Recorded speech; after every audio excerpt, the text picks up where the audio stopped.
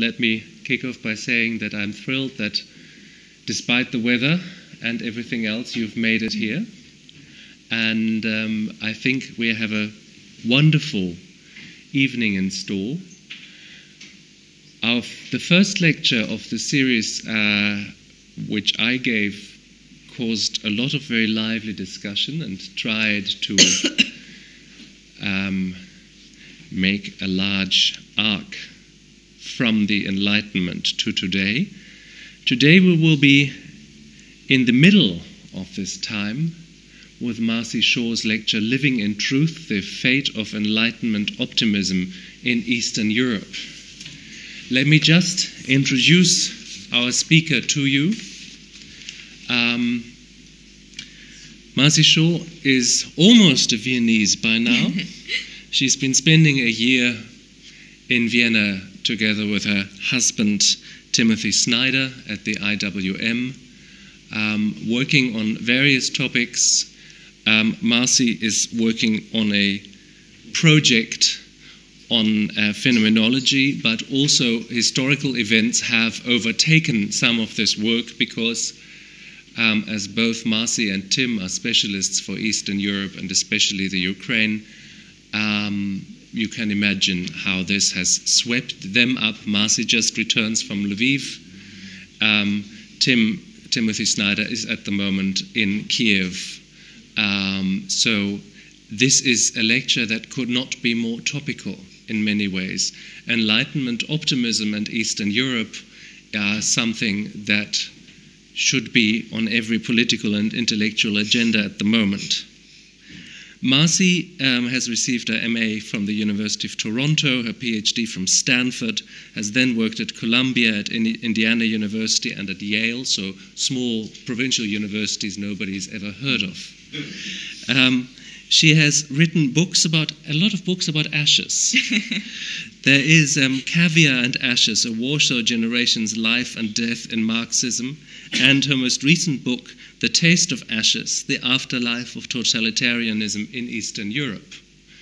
This afterlife of totalitarianism and its relation to the Enlightenment, which was such a great hope, not only to reformers and nationalists in the 19th and 20th centuries, but also to reformers today and on the Maidan, is part of the topic of Marci's lecture, and I will now be quiet and hand over the word to her. Marci. Oh, thank you, Philip. Thank you for inviting me. Okay. Do I need this microphone? Can you hear me? So let me start by bringing you back 25 years ago to 1989, the Velvet Revolution in Czechoslovakia, and a very special revolutionary slogan, "The truth will prevail." For Václav Havel, among the leaders of that revolution, living in truth was the most important moral imperative. He had gone to prison for this truth. He spent about 4 years in prison between 1979 and 1983. And let me tell you a bit briefly about what Havel meant by this idea of living in truth, which is best illustrated by a paradigm from his most famous, and I still believe his best piece of writing, which is an essay called The Power of the Powerless. And in that essay, which was written in 1978, Havel posits the protagonist, the character of the greengrocer. The greengrocer is your ordinary guy walking down the street.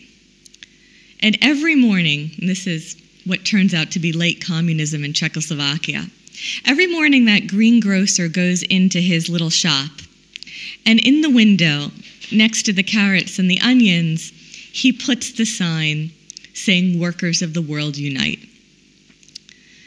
And Havel says, why does he put that sign in his window?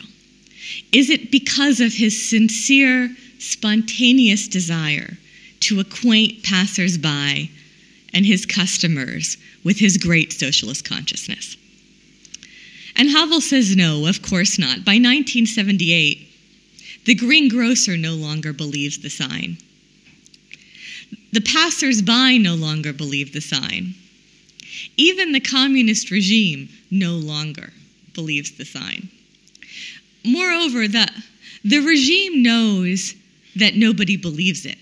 The regime knows that the greengrocer doesn't believe the sign he hangs in his window. And he knows that they know, and they know that he knows that they know, and everybody knows that everybody knows. But nevertheless, the greengrocer goes on hanging the sign. And Havel says, well, what else can he do? If he were not to hang the sign, say one morning he takes that sign and buries it at the bottom of a box of rotten tomatoes, what will happen? Well, somebody might inform on him. He could be questioned. He could be detained. He could be interrogated. He could even be imprisoned. His children could be refused access to education. All sorts of bad things could befall the greengrocer if he were to take down that sign. So what choice does he have? In fact, he's helpless.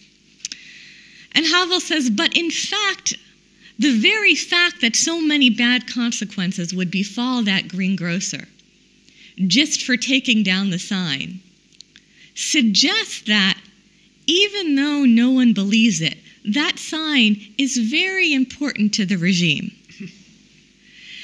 If one day all the greengrocers were to take down their signs, that would be the beginning of a revolution. Now, because of that, the greengrocer is not so powerless after all. Because he is powerful, he is also responsible and therefore guilty. For it is the greengrocers who allow the game to go on in the first place. And Havel goes on in a kind of haunting accusation in that essay to say, the line between victim and oppressor runs de facto through each one of us. For everyone in his or her own way is both a victim and a supporter of the regime. The greengrocer's great moral failing is that he is living a lie. If he were to take down the sign, he would then be living in truth. For Havel, that greengrocer was in some sense an illustration of the great problem of modernity, alienation. Everybody, all modern philosophy has in some sense been concerned with the problem of alienation. Marx, Kafka, Heidegger, Arendt, everybody has been concerned with the great problem of alienation.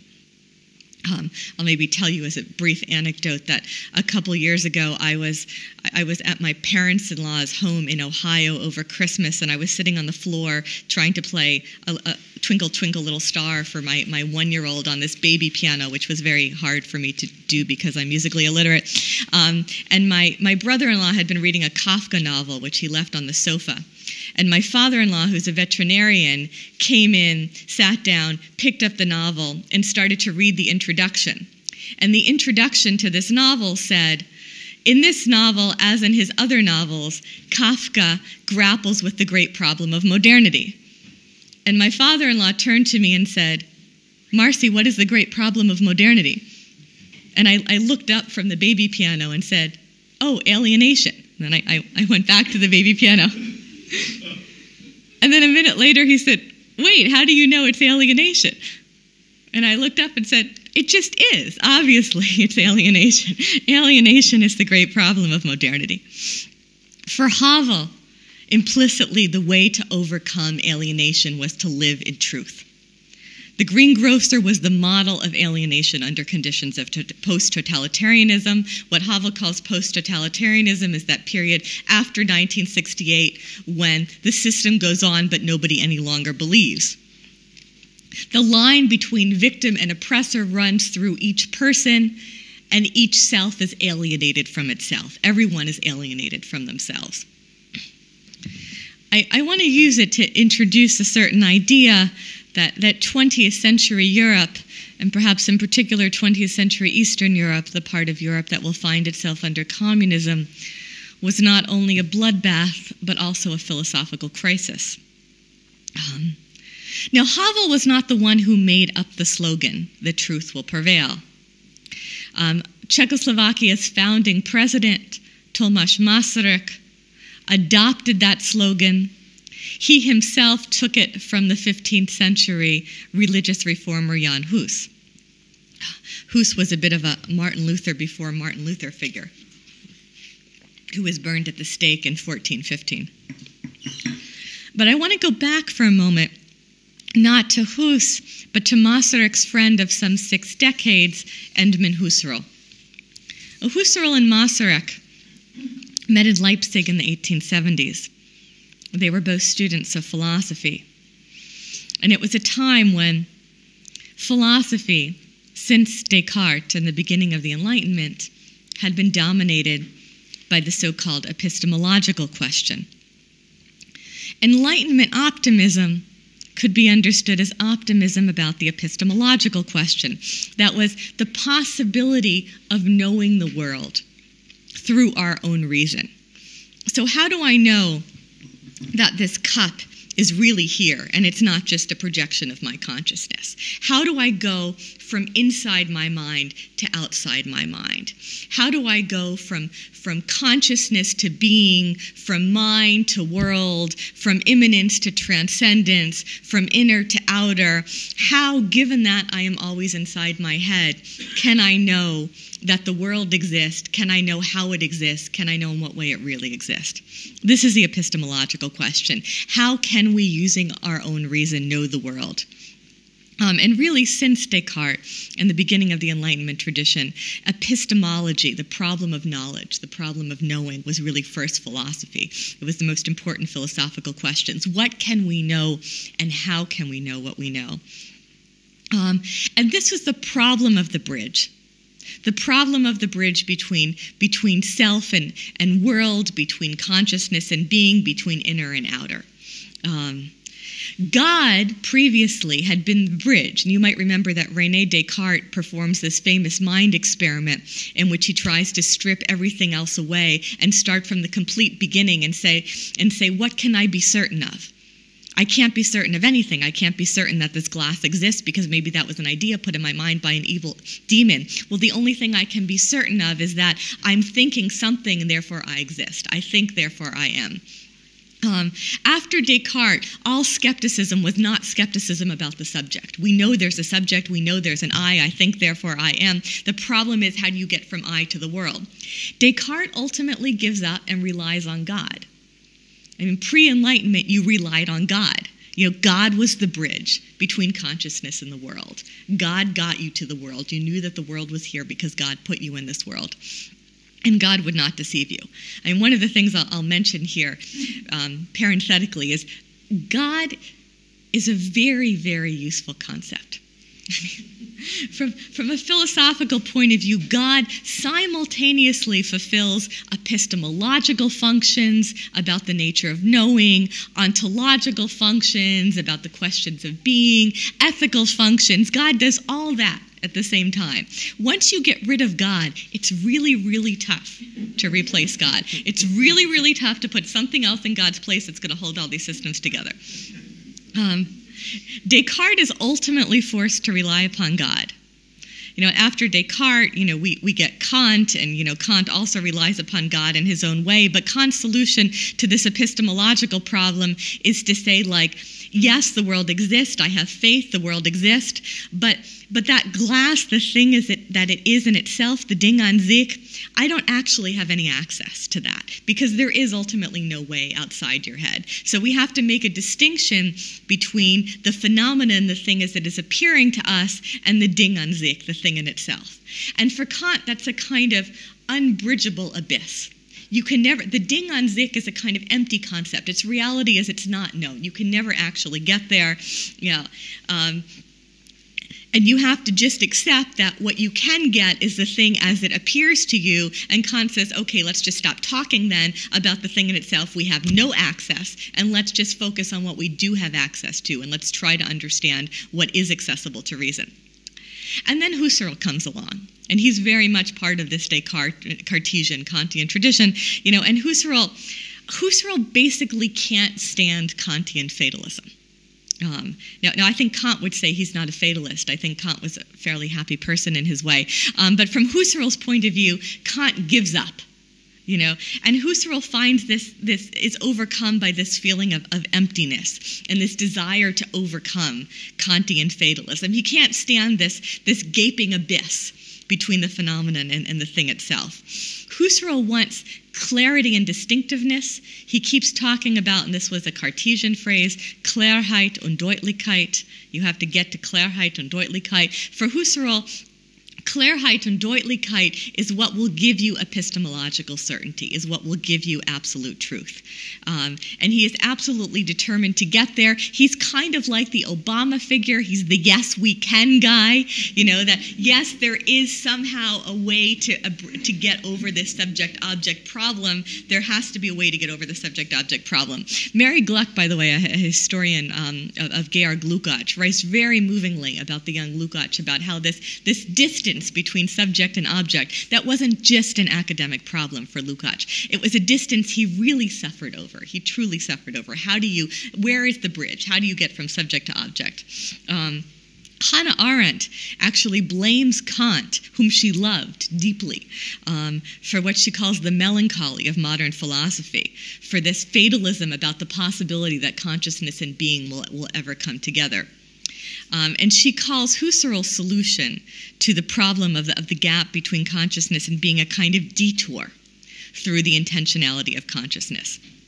And the move that Husserl will try to make is he will say that the structure of consciousness is not to be like a box. The mind is not enclosed in a box, separate from the world.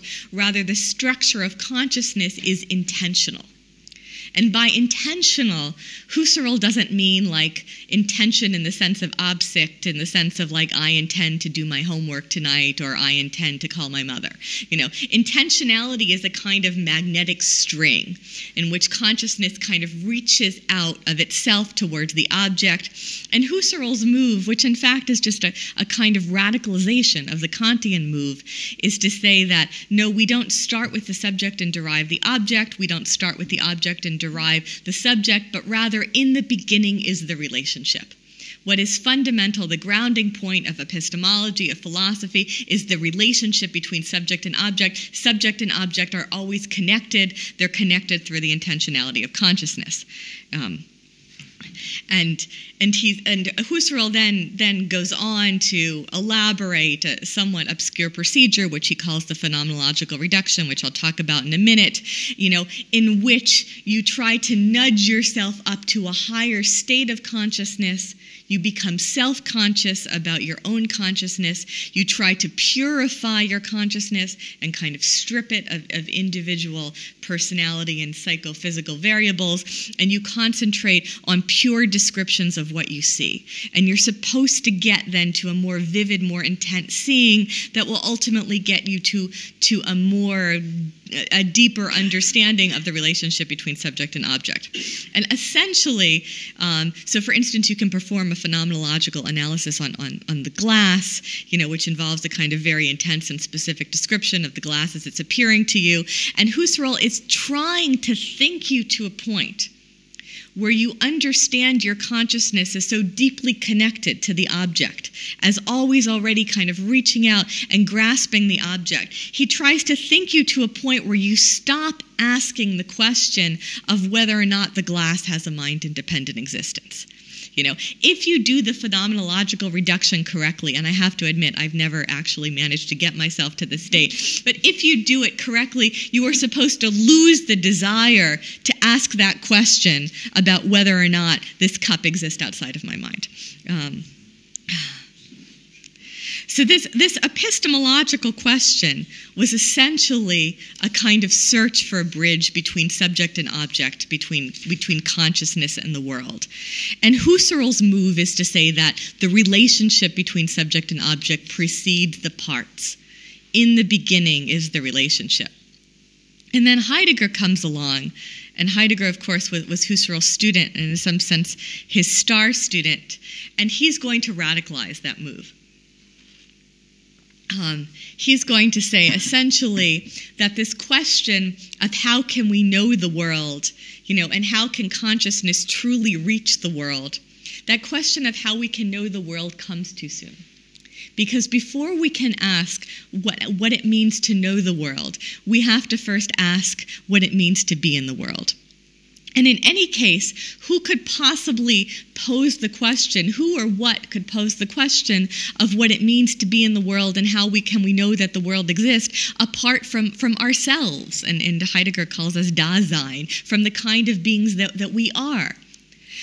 Only we can pose the question, of whether or not the world exists. And we're always already in the world. There's an Immersion in der Welt. This is Heidegger's, this kind of Immersion in der Welt sign. We're always already in the world. There's no place outside of the world to which we could kind of step apart from the world, step outside the world, and look on the world like a subject gazing on an object. There's no place to get that distance because we are always already in the world, involved in the world, embedded in the world. And so essentially you move from a kind of paradigm of relatedness. And for Husserl, the relatedness is very intense and very intimate. But Heidegger goes a step further and says it's not relatedness, it's really embeddedness. We're always already in the world and involved in the world. And Heidegger then goes on to say that, most of the time as we're involved in the world, we are, in fact, not living in truth. We are living inauthentically, this Uneigentlichkeit. We are fallen into the world. We are fleeing from the knowledge of our own mortality. We are conforming to the world. We are not authentically grasping our own individual existence. And Heidegger talks about this falling into the world as Entfremdung, as alienation, and as a kind of failure to live in truth. Now, truth in Heideggerian philosophy involves essentially a kind of confrontation with death. At this moment at which we recognize that we are sein zum Tode, we are being towards death, when we fully grasp the nothingness that is the inevitable end of our existence, then we are ensconced in a state of angst, of Unheimlichkeit. And that angst-laden state of Unheimlichkeit is the thing that can shake us back to our authentic existence and enable us to live in truth. Now, of course, for Heidegger, in a different way than for Havel, living in truth is deeply disturbing and unpleasant. Heidegger claims in Being in Time that he's making no moral judgment about the relative value of living authentically or living inauthentically. But when you read Being in Time, it's clear that, of course, he's making a moral judgment. He thinks that living in truth, that living authentically is the higher state. But it's also the more difficult state and it's the more painful state, and he gives you no reason to want to do it. Let me just read a quote by the Yugoslav writer Danilo Kiš. And Kiš writes, "The suffering was hideous, a kind of metaphysical fear and trembling. All of a sudden, with no visible exterior cause, the defense mechanism that lets you live with the knowledge of human mortality goes to pieces, and a menacing lucidity comes over you, an absolute lucidity, I would call it. And that's angst. That's Unheimlichkeit. That's a kind of full disclosure that we are sein zum Tode. We are being towards death. Now I'm going to jump forward to the 1930s. In the late 1920s, Husserl retires from his chair of philosophy at the University of Freiburg. He recommends Martin Heidegger as his successor. In 1933, I assume you all know what happens in 1933. 1933, Hitler comes to power in Germany, and Heidegger becomes the Nazi rector of the University of Freiburg, just at the time when Husserl, who had much earlier in his life converted to Protestantism but was a Jew by birth, is, along with all other non-Aryan professors, cast out of the university. And Husserl is cast out under the jurisdiction of his star pupil, whom he was very close to, whom he mentored. He's also an older man by that point. The Nazis have come to power in Germany. He's no longer able to lecture. He's no longer even allowed on the university premises. And how does Husserl respond? Husserl responds by going back into his apartment and trying harder to clarify the phenomenological reduction, which he is deeply convinced is the only path to Klarheit und Deutlichkeit, to the epistemological certainty that will get us to absolute truth. And his correspondence of the 1930s, for instance, with his Polish student Roman Ingarden is very, very moving because, there he is, a Jew in Nazi Germany. He becomes more and more isolated, and the Nuremberg laws happen and the situation becomes more and more violent and people are being put in camps. And Husserl is sitting there at his desk just trying to clarify the phenomenological reduction, which he is deeply convinced if people just understood that, yes, we can, that we could reach epistemological certainty, this would be the salvation of mankind.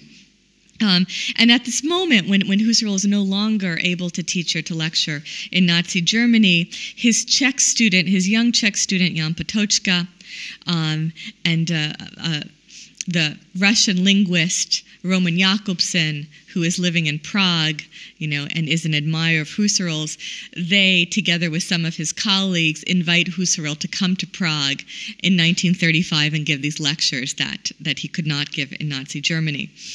And it's then that Husserl writes what is the last letter to Tomasz Masaryk that we currently have. This is January 1935, before he comes to Prague.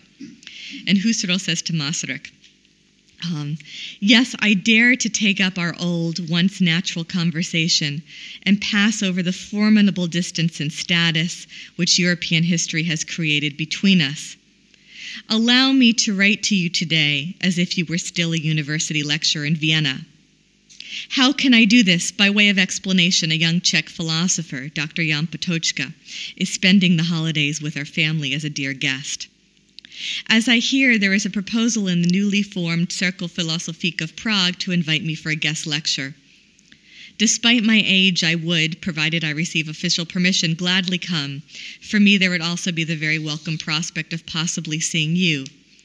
It is a pleasure in my old age that finally, and at the very end, a certain interest in my life's work has stirred in my homeland. Husserl was from Moravia, from Habsburg, Moravia.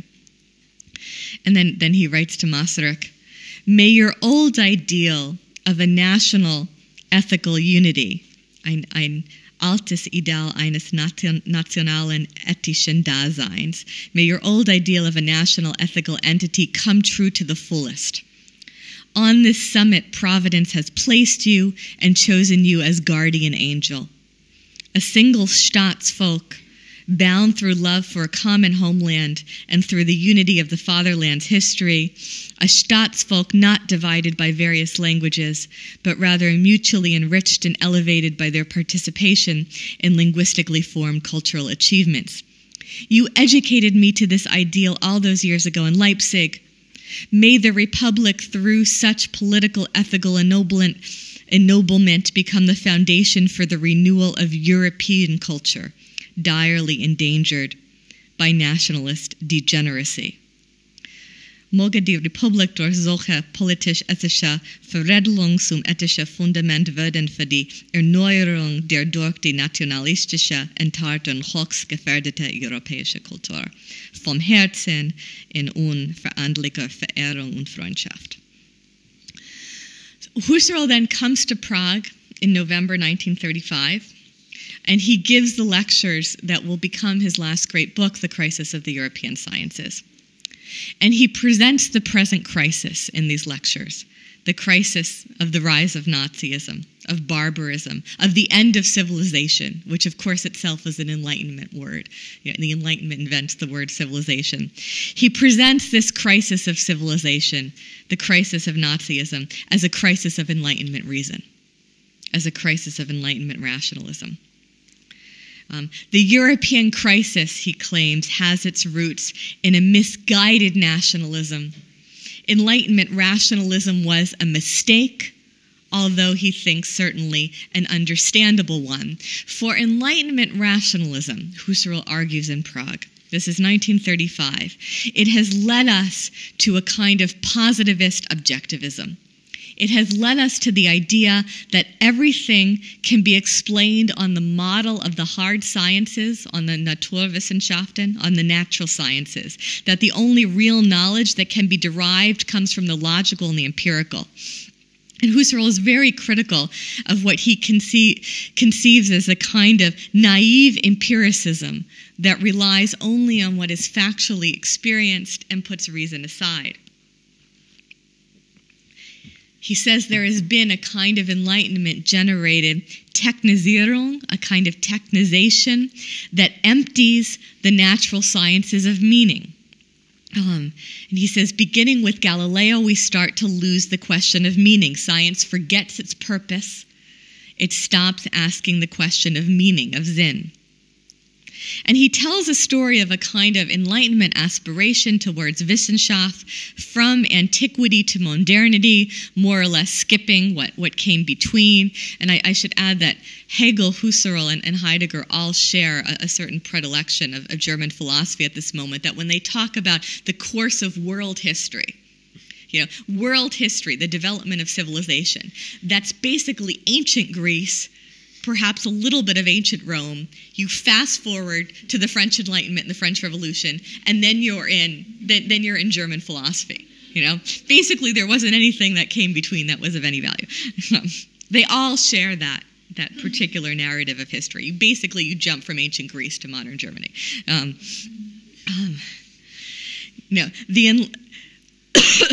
Husserl makes it clear that he admires the very real accomplishments of math and science that the Enlightenment has brought us, but he feels that they have forgotten the question of meaning, they have forgotten the Lebenswelt, the life world, and they have forgotten our subjectivity. They have forgotten everything that is needed to ground those accomplishments and to give those accomplishments meaning. In other words, the natural sciences were all well and good unto themselves, but they could not answer the deeper, the more essential, and the more fundamental questions. Positivism led, he says, to, quote, an indifferent turning away from the questions which are decisive for a genuine humanity. Mere fact-minded sciences make merely fact-minded people. Bloße Tatsachenwissenschaften machen bloße Tatsachenmenschen. In our vital need, Husserl says, this science has nothing to say to us. It excludes precisely the questions which man, given over in our unhappy times to the most portentous upheavals, finds the most burning. Questions of the meaninglessness or meaning of this whole of human existence. What Husserl wants, and what he articulates so poignantly in these lectures, he wants strenge Wissenschaft. He wants all the certainty of objectivity, of Wissenschaft in that very large sense. But he also wants the deepest metaphysics, the purest interiority, the most radical subjectivity.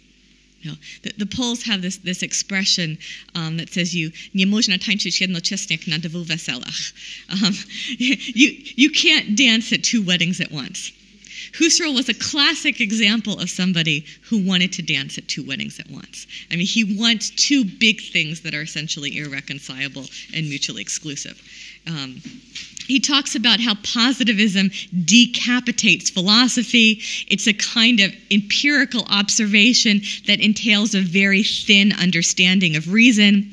This loss of faith in a deeper reason that is the legacy of Enlightenment is a loss of faith in meaning. Reason gives meaning. If man loses this faith, Husserl says, in rational meaning, it means nothing less than the loss of faith in himself, in his own true being. And truth here is something active. It's something arrived at. It's not something simply found. He talks about Descartes and, the Cartesian kind of unprecedented radicalism of the Cartesian epoche. And he says, yes, once in his life, every true philosopher must begin with this kind of radical epoche, which places in question all hitherto existing convictions, in which you clear your mind of everything and start at the beginning and say, of what can I be certain? But he says, Descartes doesn't go far enough.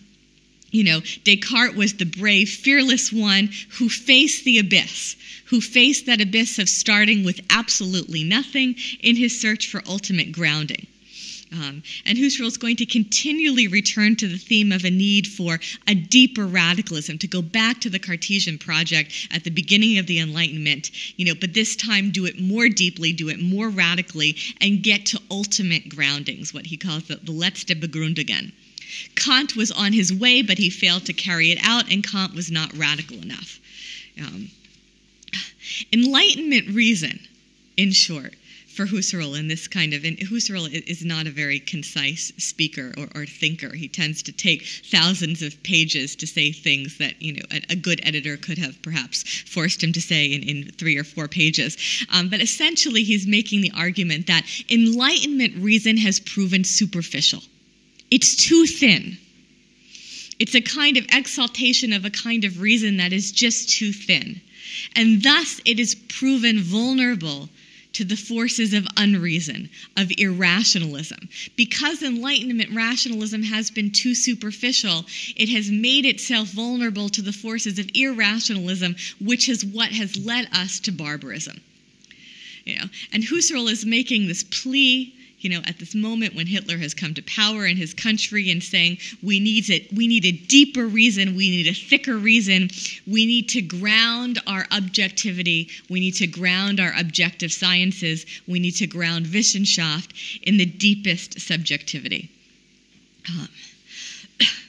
He talks about his despair as the plight of all of us who are not Literaten Philosophen, who are not philosophical literati, but who actually live for truth, who der Wahrheit leben.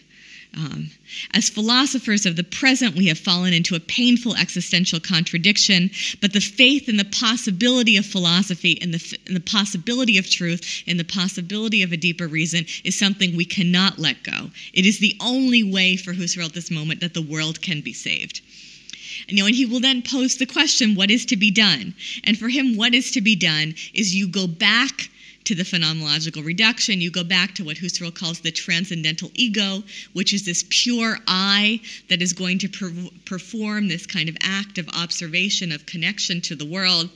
And I'd say that this transcendental ego for Husserl that is purified of all these personal particular characteristics has the paradox of it.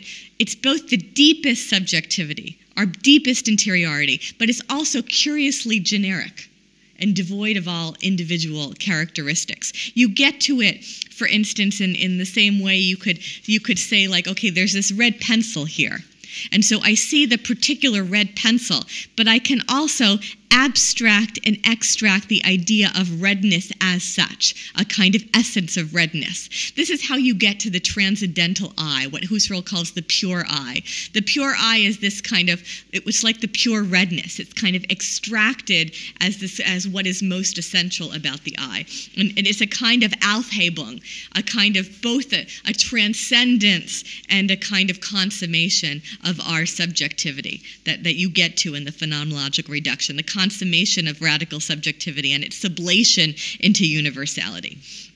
And through this pure I is going to be able to achieve epistemological certainty. You're going to be able to get to absolute truth, to be able to get to Klarheit and Deutlichkeit. He essentially wants a subjectivity that is so deep and so a priori that it transcends itself. It's really, I think you can kind of think of Husserl in kind of Hegelian terms here. It's a kind of Aufhebung. It's a kind of sublation of the empirical psychic ego, this consummation of absolute intimacy and its transcendence into universality.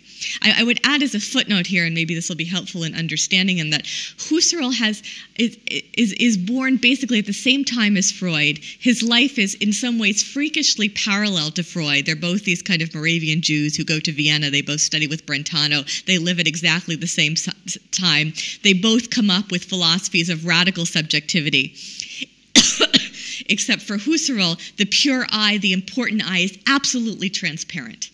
It's absolutely purely clear and will have total access to the world, where everything that is important for Husserl happens through this transcendental ego, which is essentially transparent. Whereas for Freud, everything that is important is going to happen in that part of the I that is totally untransparent. Everything important for Freud happens in the unconscious, whereas everything important for Husserl happens in this kind of purest consciousness. So he uses this model and says that Enlightenment rationalism was naive, but through the phenomenological reduction, we can radicalize Enlightenment reason. We can get to this deeper reason that is grounded in subjectivity. The fact that Enlightenment reason was superficial does not mean that we give up on reason and allow ourselves to descend into barbarism. No, we have to go back to the Cartesian experiment. We have to ground our objectivity and subjectivity. We have to do it through a deeper reason. And then he talks about his admiration and his longing for the optimistic spirit of learning during the Enlightenment. And he says, we possess an undying testimony to this spirit in the glorious Ode to Joy of Schiller and Beethoven. It is only with painful feelings, he says, that we can understand this hymn today. The Ode to Joy. You all know Beethoven's Ode to Joy. Now, Husserl's friend, the Russian philosopher in Germany, Lev Shestov, said Husserl died not so long after giving these lectures. He dies in 1938, mercifully for him, before the Second World War. And a eulogy that his friend, the Russian philosopher in Germany, Lev Shestov, writes to him. He says, for Husserl, either we can achieve Klarheit und Deutlichkeit, epistemological certainty, absolute truth. Either we can get there through accessing the pure I and performing the phenomenological reduction, or it's the madhouse. For Husserl, it was all or nothing. Either you can in der Wahrheit leben, either you can live in truth, either you can get to pure truth, or it's the loony bin. There was nothing in between. And for Husserl, the stakes were all or nothing. Either we get it, or we descend into barbarism. And unfortunately for Husserl, it turned out to be a descent into barbarism. I'll add here, perhaps as another footnote, that shortly after these lectures, Jan Patočka, Husserl's Czech student, wrote an essay comparing Husserl and Masaryk's idea of the present spiritual crisis of European humanity. And Patočka makes the argument that for Masaryk, the great crisis was caused by subjectivism, that we have lost our faith in God, we've lost our faith in transcendence. For Masaryk, modern subjectivism has led us to modern skepticism, has led us to a loss of faith in God, and that is manifested in the phenomenon of suicide. For Masaryk, suicide was a symptom of modernity, of an excess of subjectivism. Whereas for Husserl, the problem was a kind of superficial subjectivism. The problem was not subjectivism per se, but rather a kind of bad, naturalistic, positivist, empiricist subjectivism, as opposed to a more deeply grounded transcendental subjectivity. Now I'm going to, for a moment now, put Husserl aside and talk about another route to truth that was important not only in Eastern Europe but in all of Europe at this time, another path leading from Enlightenment thought through the 20th century crisis of the rise of barbarism. There was one path that leads through Husserl and Heidegger, and there was another path that leads through Hegel. And I mentioned the young Georg Lukács earlier in this lecture, and how he was obsessed by and suffered over the problem of this gap between subject and object, the problem of the absence of the bridge between subject and object, and his obsession with his own alienation, his longing to transcend individuality and find wholeness, seamless integration, a kind of identity of subject and object. And the young Lukács is going to find this in Hegel. What Hegel, what was so seductive for Lukács, and not only for Lukács, is that part of Hegel, that you see right at the beginning of the phenomenology of spirit, das Wahre ist das Ganze.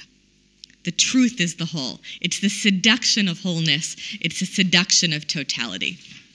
And when Lukács chooses himself as a Marxist, what he really wants is the wholeness that he gets from Hegel.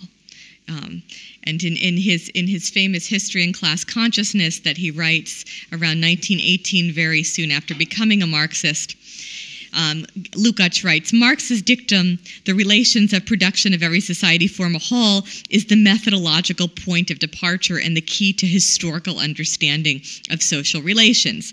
Concrete totality is the category that governs reality. The primacy of the category of totality is the bearer of the principle of revolution in science, and this is all from Lukács' History and Class Consciousness.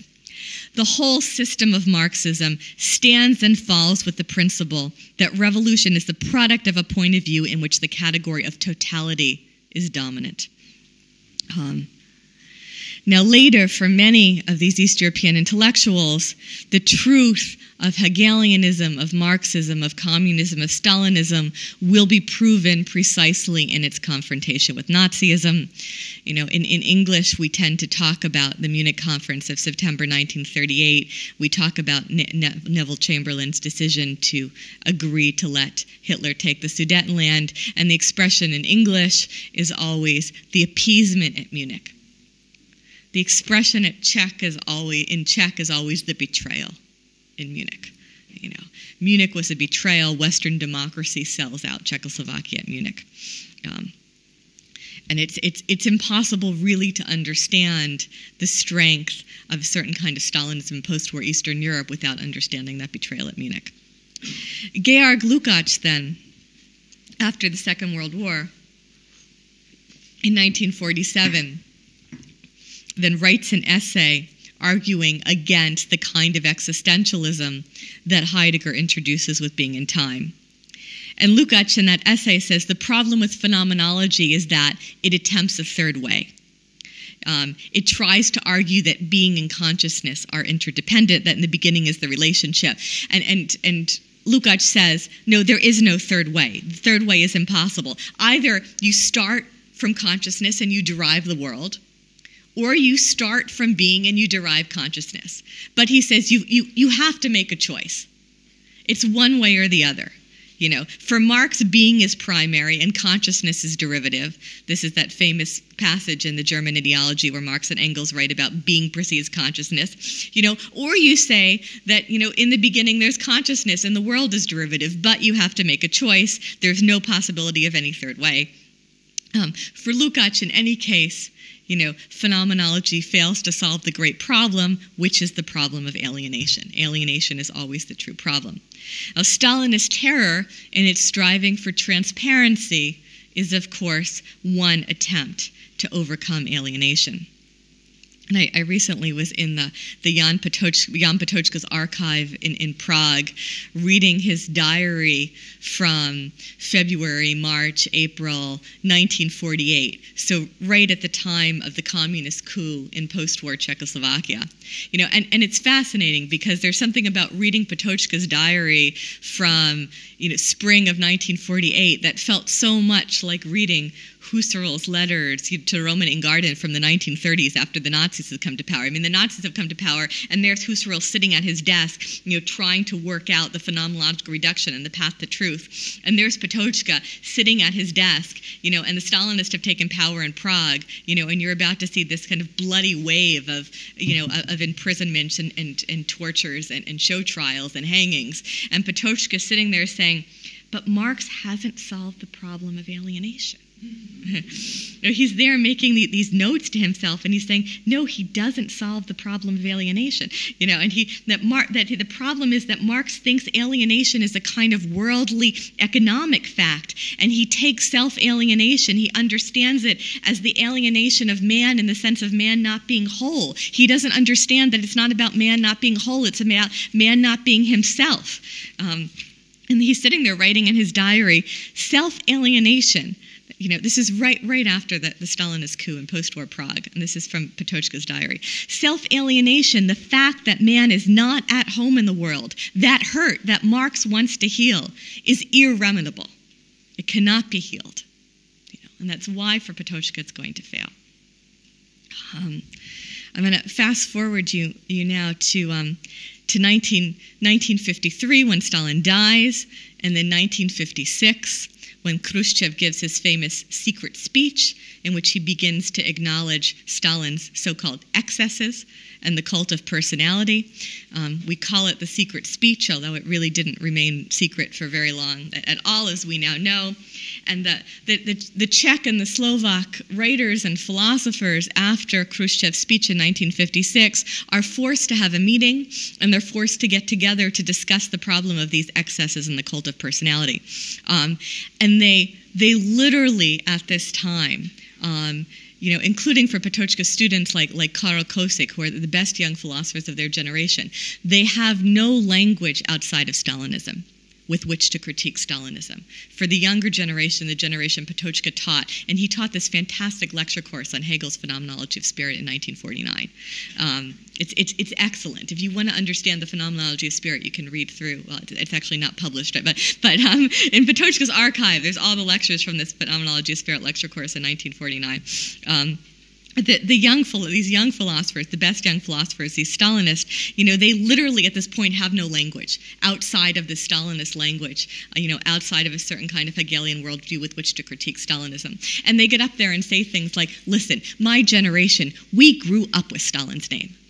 And my best friends, they went to their deaths in the Nazi concentration camps with Stalin's name on their lips.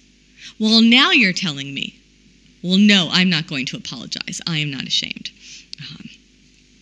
And it took them a long time before they finally found another language with which to critique the Stalinist world in which they were living.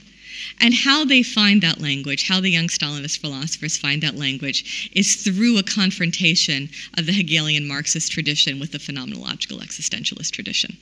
And they start asking questions like, where was truth? Was truth in the subject or the object? Was it in consciousness and being? Was it in mind or world? And for Heidegger, it was very important that we each faced our death alone. We each died alone. Death was Gemeinigkeit. It was radically individualizing. All of us were thrown into the world. This was Geworfenheit. And then we had a choice whether to authentically take hold of our existence or not to take hold of our existence. Now, Sartre's interpretation of this was God is dead. No compensation can be made for the loss. We are geworfen and we are abandoned. We are abandoned and we are forced to create ourselves. Absolute nothingness is radical freedom, and we have to make a choice. Now, Sartre is going to take this interpretation of Heidegger and the existential imperative to make radical choices, because we live in a world of radical contingency in which we are only the choices we make. He's going to use his radical freedom and make a choice for Marxism. You can use your radical freedom to, opt for belief in determinism. That's going to be a much more morally comfortable position than the position of these East European philosophers who are going to be moving in the other direction. They're going to be moving from Stalinism and then reading then the Marxist Hegelian tradition against this phenomenological turned existentialist tradition. And then they're going to think, well, perhaps the iron laws of history that we learned about from Marx, perhaps they weren't so iron after all. Perhaps there was, in fact, more room for individual agency and human choice. Now, that's a much less morally comfortable position, because if you go from a belief that history functions as a whole, that it's moving in a certain direction, that it makes sense as a whole, and you start thinking, well, maybe, in fact, there was more choice, there was more of a space for contingency and choice than I thought, well, then you have blood on your hands, because you were the ones who were cheering for the executions of your friends a few years earlier. The big question then becomes in the 60s was no longer does the world exist and is it just a projection of my consciousness, but it is now where is the realm of determinism and where is the realm of responsibility? Where is the realm in which we as individuals need to live in our own truth and take hold of our own choices and take responsibility from our own choices? I'll briefly mention two philosophers, erstwhile Young Stlinists, the Czech philosopher Karl Kosik, and the Polish philosopher Leszek Kołakowski, both of whom are going to kind of move from essentially Hegelian tradition into a phenomenological tradition, putting those traditions in dialogue with one another. And they're going to be struggling with this question of where is the space for determinism and where is the space for individual choice. And Kosik is going to essentially use Heidegger and say, well, the relationship between the individual and history is he's going to do with the individual and history what Heidegger does with the subject and the object. He's going to kind of collapse the distance and say it's embedded. The individual is always embedded in history, wrapped up in history, involved in history, and therefore there's an interactive process going on. It's not that one causes the other, but that there's always a kind of interaction. In 1967, Kosik presents at a Writers' Union Congress, a tale of a certain religious reformer that will become quite famous. The certain religious reformer is obviously Jan Hus, who is the one responsible for the original living in truth motif. And Kosik tells the story of a certain religious reformer who was advised while imprisoned by a theologian that should the ecclesiastical council come to him and tell him he has only one eye, even though he knew that he had two, it was his duty to concede that the council was correct. It was his duty to concede to authority. But the imprisoned man replied, but Hus replied, he knew by his own reason that he had two eyes, and a denial of reason was a betrayal of consciousness. And this was a direct commentary on the Stalinist show trials in Czechoslovakia, in which, among other occasions, there was a moment at the end of the trial of Rudolf Slansky and his other communist in 1952, one of the men of whom false confessions had been tortured out of them, Otto Katz, André Simon, gets up there at the end of that trial. These men are going to be sentenced to death, and he gives a self-flagellating confession demanding for himself the highest penalty. The confession was taken, that closing statement of Otto Katz's, of André Simon's, in Prague in 1952 was taken almost verbatim from Arthur Koestler's novel Darkness at Noon, which was a kind of expose of the Moscow show trials of 1932. I mean, Koestler was essentially writing about the Moscow trials of the mid-1930s, more or less 36, 37. The confessions that were spit out in Moscow in the 1930s were too fantastical to be believed. Koestler exposes them. In the meantime, that book is translated to all sorts of different languages. Otto Katz spits it back out in Prague in 1952, and they buy it, and they hang him. And Kosik is one of the ones who buys it and thinks they should all be hanged. And he writes about that at the time. And now in 1967, Kosik is saying the loss of the unity of reason and conscience leads to nihilism. A denial of reason is a betrayal of conscience. There is a moral imperative of reason as moral salvation, the moral imperative to use one's own reason. Let me now fast forward again and take you to 1968 and the death of Marxism during the combination, I would say, of the Prague Spring and the anti-Zionist campaign. Communism in practice will continue for another 2 decades, but I think arguably Marxism as a vibrant and viable intellectual alternative is dead after 1968. Now, the truth of Marxism depended upon this Hegelian ideal of a wholeness that could only ever be retrospective. So that famous passage at the beginning, the opening of the Phenomenology of Spirit, the owl of Minerva spreads her wings only with the falling of the dusk. It's only in retrospect that we can see the whole. Hannah Arendt, by the way, agrees with Hegel about this. She says the actor is never the author of his life story because it's only the historian looking back as a whole that can grasp the meaning of the story. So Leszek Kołakowski, that former young Stalinist, who is kind of then begins to read the Hegelian tradition in dialogue with the phenomenological tradition, he is thrown out in 1966 of the Communist Party and out of the university in 1968. He has a young student, Krzysztof Michalski, who is obsessed at the time with these questions of, can there be meaning only in wholeness? Does the understanding of something, Michalski writes, suppose finding a unity in that which one wants to understand? Is it only when we are able to see in each fragment a part of the whole that we can discover some meaning in the world? Now, after Kołakowski emigrates, the philosophy department at the University of Warsaw is shut down as a result of the anti-Zionist campaign, and Krzysztof Michalski wants to write a dissertation about Heidegger, but he no longer has anyone with whom to write that dissertation. And at that point, a friend of Kołakowski's sends Michalski to Husserl's old student Jan Patočka in Prague.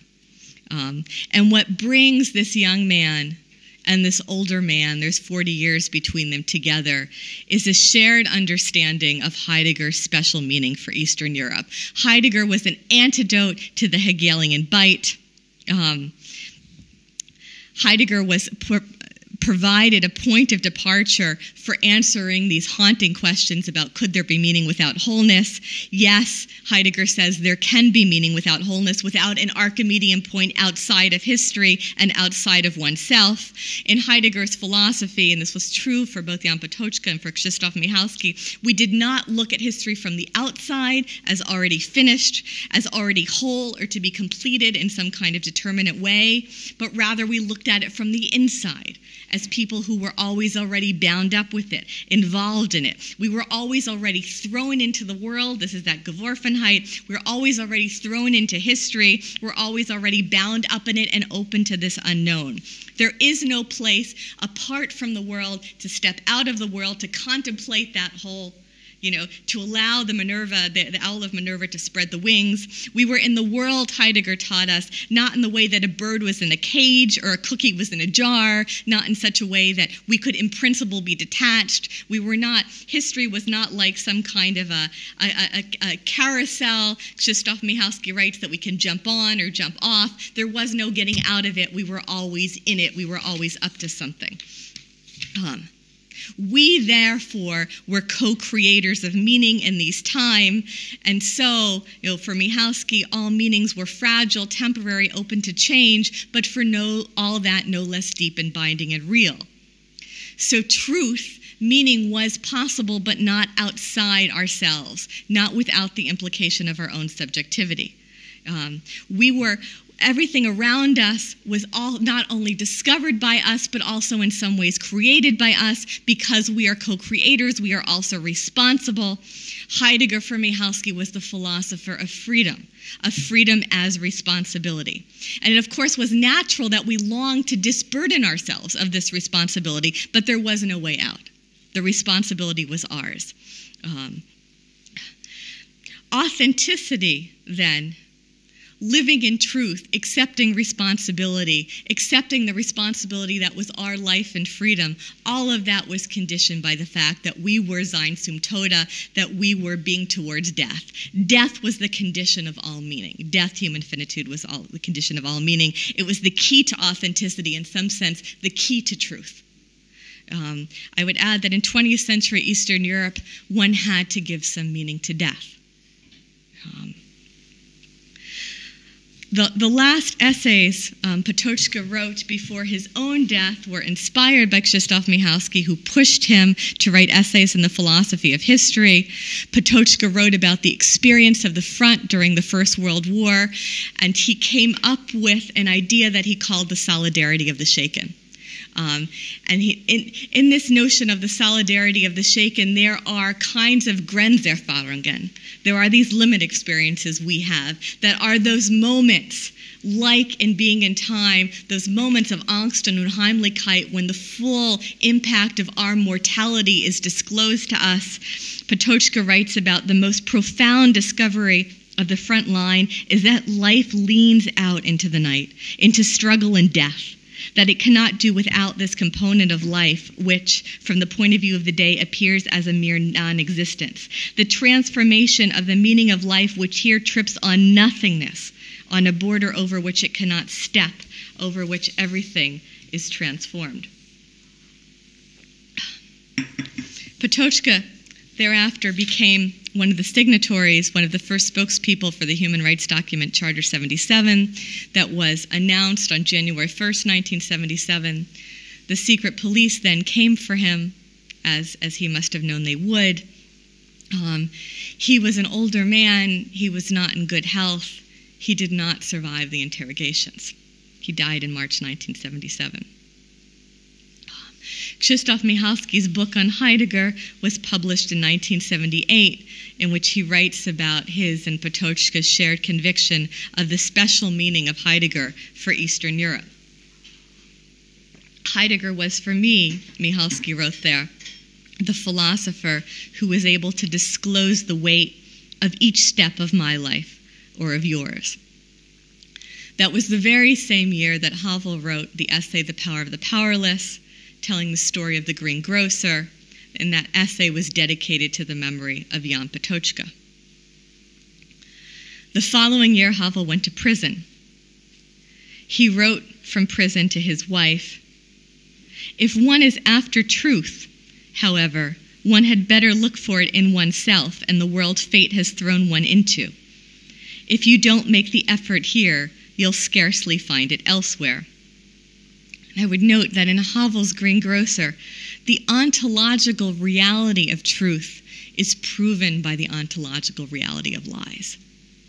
There is a clear distinction between living in truth and living a lie. The lies are real, the lies have weight. Because they have an ontological reality, we know that truth has an ontological reality. And I would say after 1968, the phenomenological tradition, I think, takes very different paths in Eastern Europe and Western Europe. In Western Europe, and particularly in France, it goes in the direction of postmodernism. The tradition that is developed to some extent by Merleau-Ponty and Sartre will be taken up in a different way by Foucault and by Derrida. It will be the moment of not only the death of Marxism, but the death of all grand narratives. In Eastern Europe, you will have this fear in the wake of the death of Marxism and possibly of all grand narratives of nihilism, which is the most post-threatening, post-Marxist form for these East European philosophers of alienation. If you give up on the possibility of a stable truth, you give up on that possibility of Klarheit and Deutlichkeit, you've given up on the possibility of meaning, and you've given up on the possibility of morality. And Havel is writing to his wife about nothingness, that modern face of the devil. The fear after 1960, the philosophical fear, the form of alienation that is most threatening is this fear of nothingness. And so in this kind of postmodernist tradition that then gets developed out of the phenomenological tradition, meaning is something that there's a kind of giving up on absolute truth. There's a giving up on replacing God. Meaning is ever present but flickering. Subjectivity is unstable, and truth is elusive. Postmodernism is very much heir to the Enlightenment tradition. It's critical sensibility. It's questioning through the autonomous use of reason, but it's also a break from that tradition. Enlightenment pushes God to the side and then away completely, but puts human reason in God's place and maintains the potential accessibility of truth as such. Postmodernism is the moment when we give up on replacing God. For Derrida, for instance, there is no God, and there's no replacement God. There's no transcendental signified to hold the system together. There's no stable subject. There's no stable meaning. There's no stable truth. What you see in Eastern Europe, I think, is a kind of resistance to this Derridian aporia, to the giving up on a stable subject, to the giving up on a stable meaning, to the giving up on the ontological reality of a stable truth. In these heretical essays on the philosophy of history that Krzysztof Michalski urged Jan Patočka to write, Patočka writes, "Does history have a meaning?" And he says that the seeking of meaning is our moral imperative, is our responsibility. Perhaps that meaning was not there to be found, but we had to believe that it could be found, and we had to keep looking. We had to keep searching in the belief that we might perhaps discover it. Leszek Kolakowski then, after he is kicked out of the University of Warsaw, gives these lectures on Whosoeral at Yale in the United States, and he says Husserl's project to get to absolute truth, to get to epistemological certainty, it fails. He tries harder, he goes further, he's more radical than anyone else ever was before him. Nevertheless, it fails. It fails because everyone who tries is bound to fail, because that problem of the bridge is insoluble. There is no logical passage. There is no way to cross that border between subject and object. Nevertheless, Kołakowski says, you have to keep trying. You have to put out of your mind the fact that you know you're never going to find that bridge, and you have to keep looking for it because you give up on epistemological certainty and you have given up on ethics. The moral imperative, is to keep looking for absolute truth. Now, I want to conclude in just a moment by going back to these Prague lectures that Husserl gives in 1935. He's in a state of despair. He's in a state of despair. He's blaming the superficial rationality of the Enlightenment, and at the same time he's saying we need to take up that Enlightenment legacy and play it out differently and be more radical and ground reason more deeply. And he's expressing admiration for that optimistic spirit of learning, that faith that you could get to truth that was so prevalent during the Enlightenment. And he says there, we possess an undying testimony to the spirit in the glorious hymn to joy, Ode to Joy of Schiller and Beethoven. It is only with painful feelings that we can understand this Ode to Joy today. A greater contrast with our present situation is unthinkable. And I want to end now, and this is something I've never actually done before, but I'm going to actually end with a video. I want to end with a commentary on precisely this statement by Husserl from Eastern Europe itself. This is Odessa. This is from Odessa on March 24th of this year, and perhaps we can think of it as a commentary on the lectures that Husserl gave in Prague some 80 years earlier.